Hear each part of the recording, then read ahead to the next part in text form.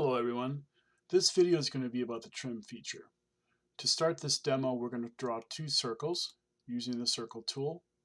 So you just use this menu and click on circle, and then you just draw 2 points, click for 2 points, and you have a circle.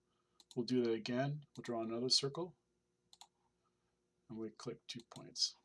So what we want to do is we want to trim the endpoints of this circle to this circle and the endpoints to this circle to this circle.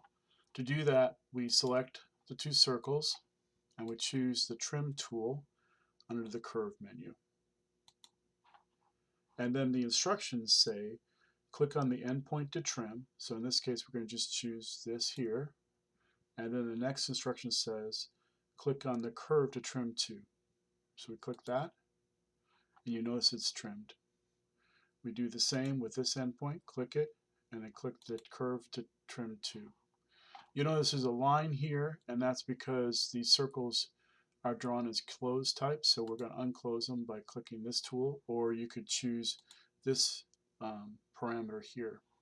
Now notice basically that the circle has been trimmed to that circle. So that's what the trim tool does.